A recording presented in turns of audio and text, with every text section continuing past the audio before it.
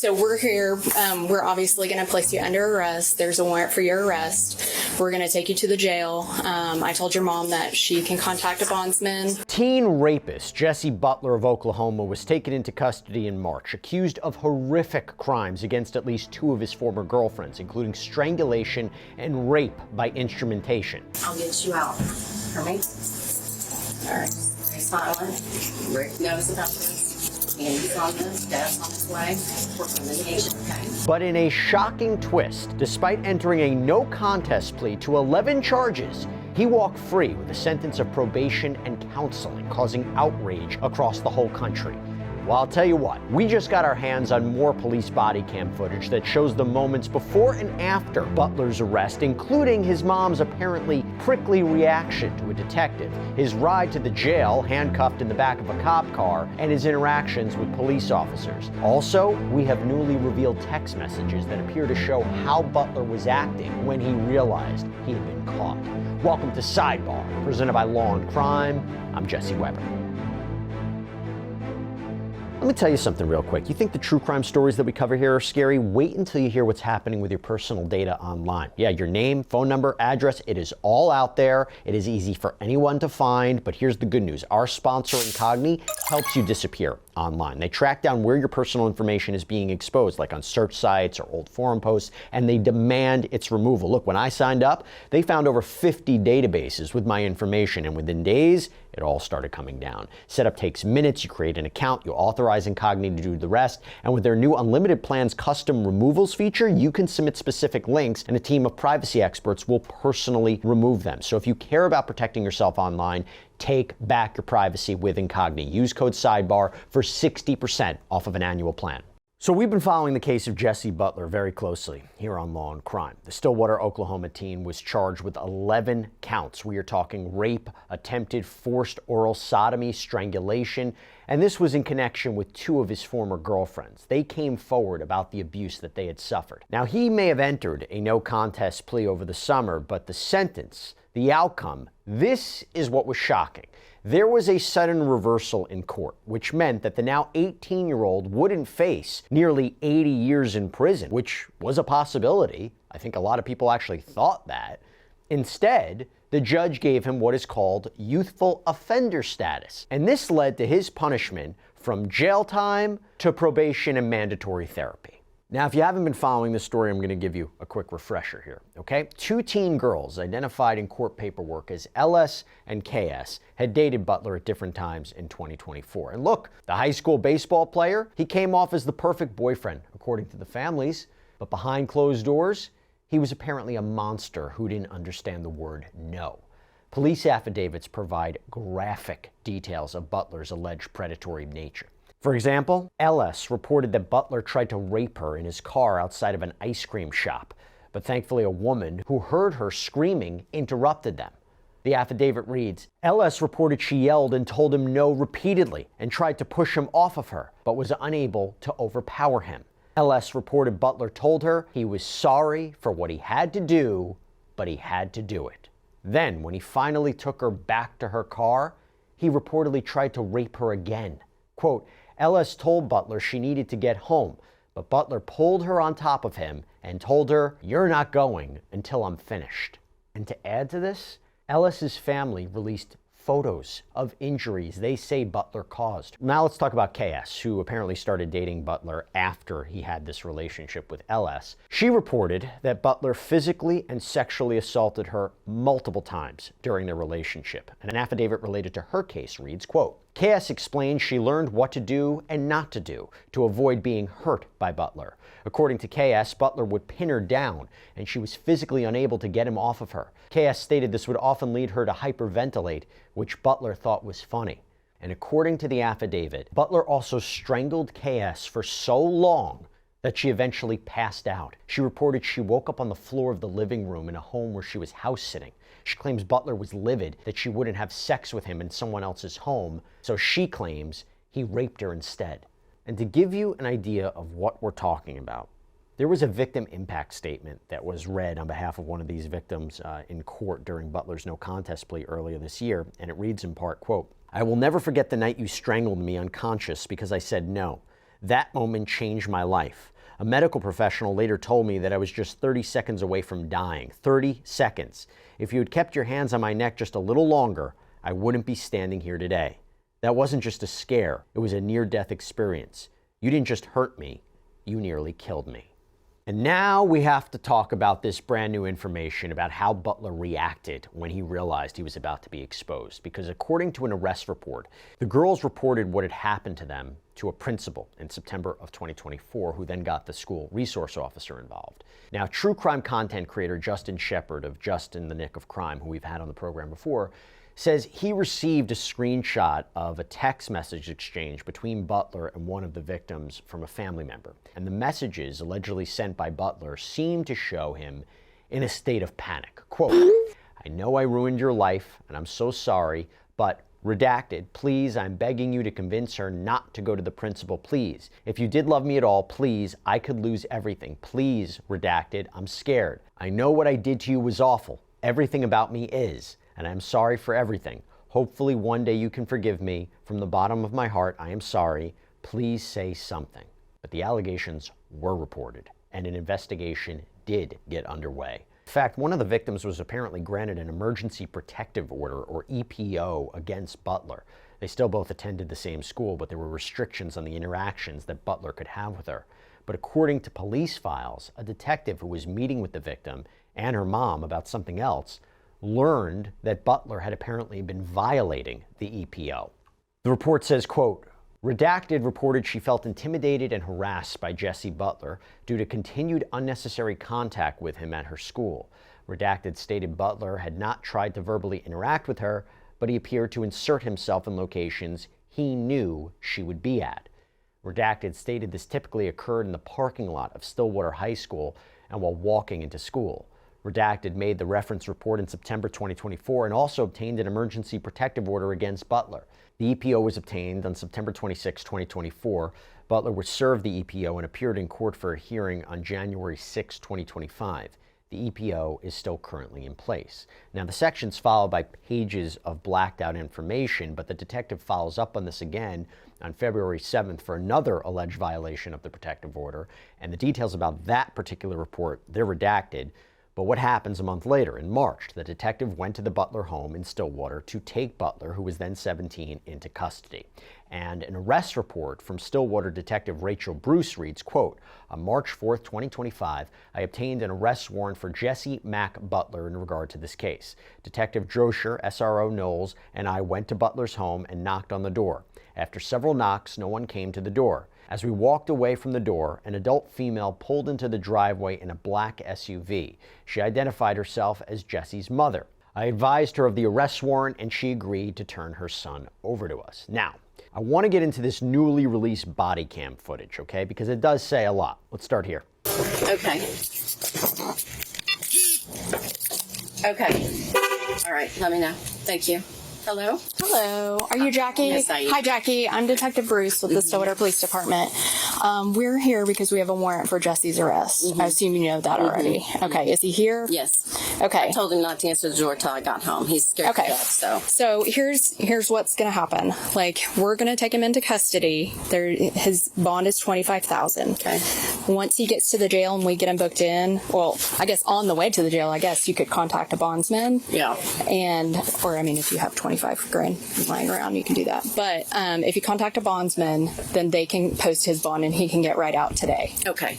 So, and like, what kind of time frame does that look like? Just out of curiosity, like midnight tonight or no, an hour? Like, you can contact a bondsman and it would be like an hour and a half or something. Candy Baker, I'm sure y'all know Candy. So she's the one that told me. It's a pretty quick process. Okay. We just have to get him booked in. Okay. And then once he's booked in, and just so you know, he is a juvenile, so he won't be with any adults. He can't be housed with any adults. Okay. So there is a chance that he may be moved over to Payne County, but for right now, depending on how long it takes you to get with her and get bond I'll set call up, her right back. So then he'll probably just be at our facility at the city of Stillwater. Okay. And she can Whose come over call there. is that?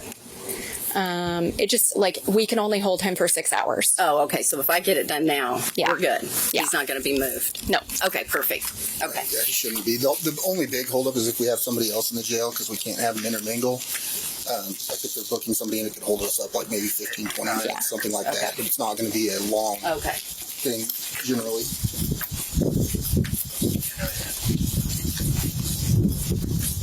Well, we're ready to obviously tell our story too. Yeah. Jess, it's Mom. Open the door. Give me your wallet and phone and stuff. So, okay. Your what? They're in the car. Well, okay, it's fine. It's not locked or anything, is it? Okay. So, can you tell him what you just told me, or? Yeah, so we're here. We're obviously going to place you under arrest. There's a warrant for your arrest. We're going to take you to the jail. I told your mom that she can contact a bondsman, and you shouldn't be very long, but there just is a process for paperwork and stuff. But right now, you do have to come with us, and I do have to put you in handcuffs. So turn around for me. I Requirement for us to come transport somebody in custody. You know we're going to win this. It's okay. Yeah. I'll get you out for me. All right. Stay silent. Rick knows about this. Candy's on this. Dad's on his way. We're coming to get you, okay? Stay strong, okay? Say your prayers. Okay, so he's going to go right to the city of Stillwater jail, and if you'll just contact her, then she does this all the what to time. do. She knows what to do. Yep. Make sure Okay. she knows Stillwater Police Department, not a county. Yeah. Stillwater Police Department Yeah, we're the on ones. Lewis. Yeah. Yeah. Let them know that perfect. we're the ones that picked him up. And when you say we are Stillwater PD. Stillwater PD. Yeah. Okay. That way they don't think he went like straight over and over the county.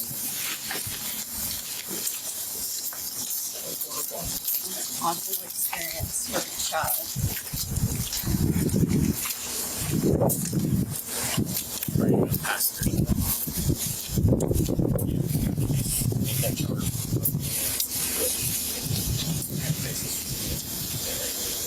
Pat you down. Spread your feet for me.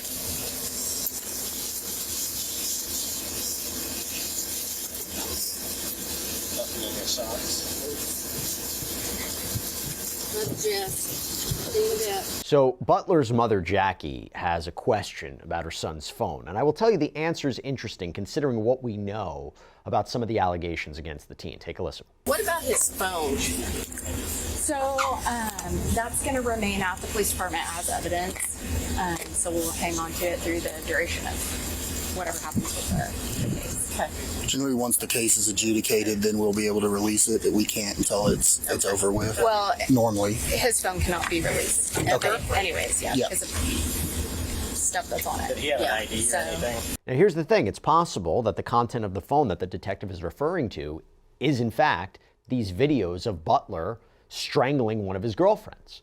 One of the affidavits reads, KS stated Butler told her he wanted to strangle her so he could film it on his phone. Now, the filing goes on to say that investigators did indeed find those images on Butler's device. And once Butler was in the back seat, Detective Bruce had one of the other officers grab the arrest warrant out of her car while she spoke with Jackie, who arguably gets a little snippy about her son being arrested. Yeah, and I actually have a copy of the warrant, so I'll give that to you. I'll just take his ID with me and then I'll give it to the detention staff. Well, I can get it out. It's a little shaky. Here, that's it. Thanks, ma'am. 24 Central.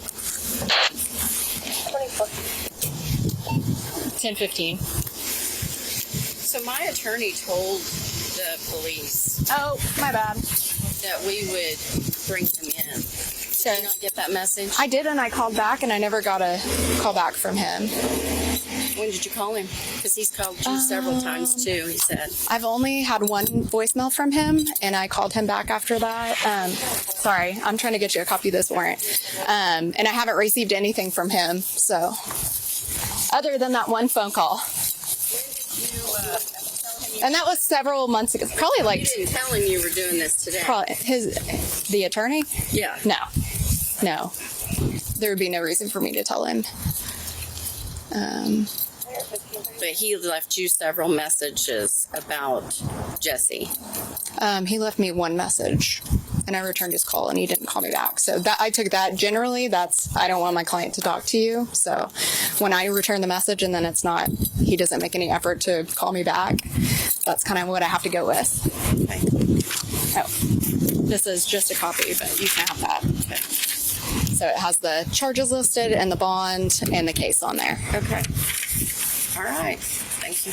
Okay, you're welcome. Let's go back to Butler. So he was mostly quiet on the ride to the police station to be processed, and the camera footage from inside the patrol car shows him handcuffed in the back. Once they got there, though, an adult suspect's inside, so they have to wait. Now, someone comes out to get Butler's information to speed up the process, and the officer makes small talk with him until it's time to go inside. How tall are you?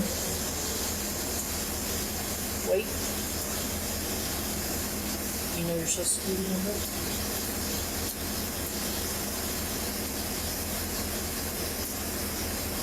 Yeah, you're right. What's that? You know what state you were born in?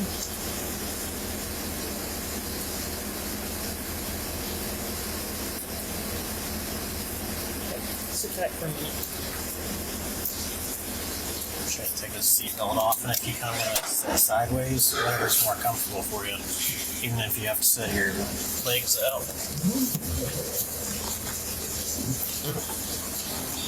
That a little better? Okay. And if you want to lean back, or whatever is the most comfortable, I'll try to. Usually we have an adult in there, and you guys can't be around each other. Otherwise, we'd be able to walk right in.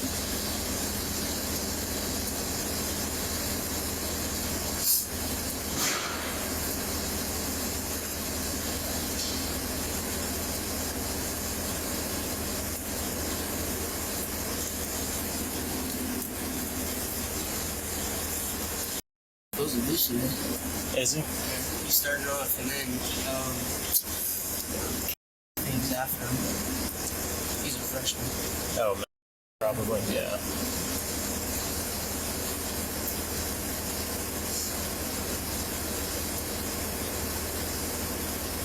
I wasn't sure if he was going to pitch or not this year. I know originally that was the plan, but I think he told the coach, he was like, I don't even want to pitch. Well, I know he got PO'd, and then the coach is going to talk to too good for that. To be POs, yeah. He's a good little baller, but Yeah, he made some great play in third yesterday. yeah. I'm just kind of surprised he was playing third. I texted my wife and I was like, why is he playing third? He's never played third his whole life. Really? Yeah. Oh, we need him in the outfield because he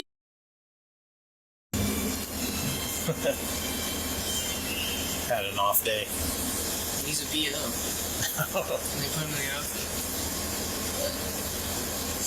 I guess, can you hide people a little bit better out there maybe, or? Tried to, but I asked him, there's a pop-up to him, what he got his head at the inning, when I was going to run. I asked how close he was to catching him, and he said, it was pretty close. He said, if it was a regular outfielder out there, would he have caught him? He said, yeah.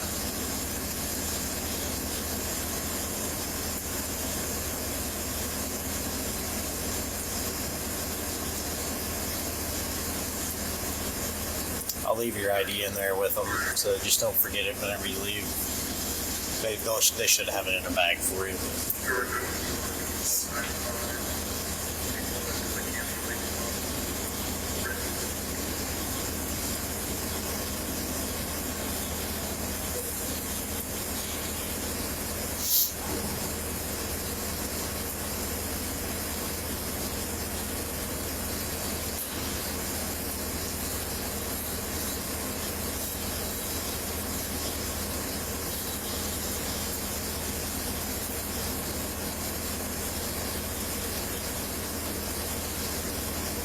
I bet your mom and Candy and them make it up here before you get finished booking.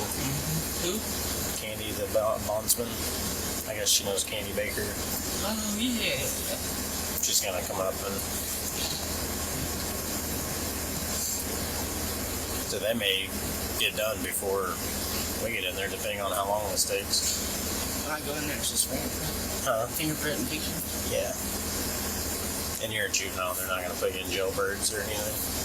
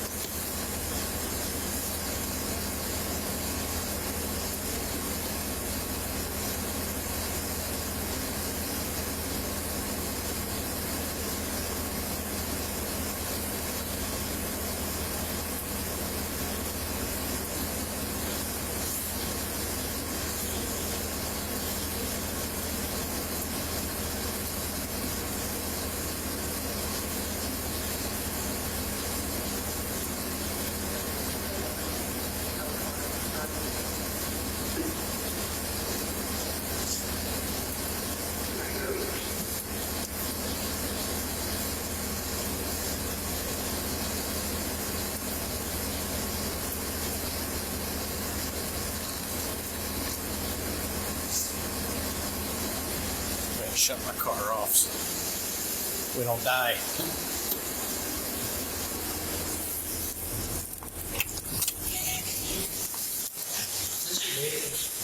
Huh? Mr. David? Yeah, this is that's the older one. Supposed to get a new unit, I think, in May.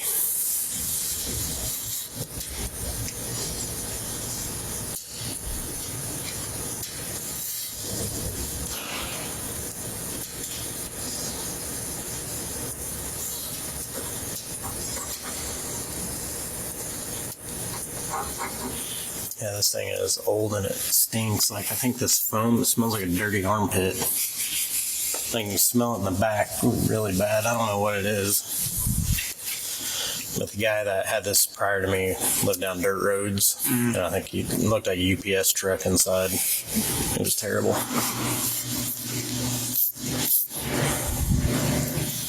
My other one was pretty nice and clean, but they had to use it because the canine guy wrecked his, and it was probably one of the better units at the time. So, huh? Okay. Yeah, put up. Kind of an awkward spot. Now, Butler was released soon after his arrest on a reported $25,000 bond. This is according to court paperwork. He ended up facing 11 total charges, 2 counts of attempted rape in the first degree, 3 counts of rape by instrumentation, sexual battery, forcible oral sodomy, domestic assault and battery, and 2 counts of domestic assault and battery by strangulation. There was also an 11th charge for violating the protective order that we talked about. In total, the sentence for all of those felonies added up to a reported 78 years in prison. But in an unexpected 180, the court agreed to grant Butler youthful offender status. So instead of going to prison, Butler ended up going home. Instructions on how to complete counseling and community service requirements. We're talking about probation here. Now, the change in punishment sent shockwaves throughout the community. It devastated the 2 girls who had gone to school officials to report what Butler had done to them. A mother of one of the victims told the outlet Tulsa World that the families were completely against youthful offender status from the very beginning of the case, and said that it was their understanding that the prosecutor trying the case wouldn't even accept a deal like that. There have been calls for the judge who approved Butler's deal, Judge Susan Worthington, to be reprimanded or removed for okaying this. And a couple weeks ago, On the Case's Chris Stewart spoke with Texas Judge Brandon Birmingham about this case, the claims of corruption, the impact, the outrage from the community can have on everybody. You know, as a judge, every decision you make, you're going to disappoint precisely half of the people that are looking back at you, and sometimes everybody. And so what you have to do is fall back on what your role is as a judge. And we are process followers. We make sure that the process is followed. We also make sure that everybody stays within their roles. And so that is procedural justice, procedural due process. And so we have to adhere to that. The public outrage is going to come. And we're not here to be popular. We're here to be stewards of the law. I think that, you know, there's accountability for that too, in the sense that the decisions we make, we are not the end-all be-all. If there is something untoward that's gone on in any given case, there's a process in place, a review process. We answer, unlike the Supreme Court justices of the United States, we do have a reviewing body that looks at whether we did something that was outside of our processes. And we have to be held accountable for that, and we should be. There should be a transparency. I guess the line is that we could never be held accountable for a decision that we make within the realm of discretion. We can always be held accountable for decisions we make that are outside of that process, outside of the law, whether it's ex parte communications, bribery, things like that. That is where we can be held accountable. We can be held to answer for that. I think we're seeing now, there's a call for an investigation, I think, into some of, what caused this plea to happen in Oklahoma. And I would hope that to the extent that it can be transparent and accessible to the public, and I'm sure everybody involved is going to take that responsibility very seriously and justify why they did it, or at least make sure that there was nothing outside of that zone of discretion that played into this. So Butler's exact treatment plan, that is sealed in the court record.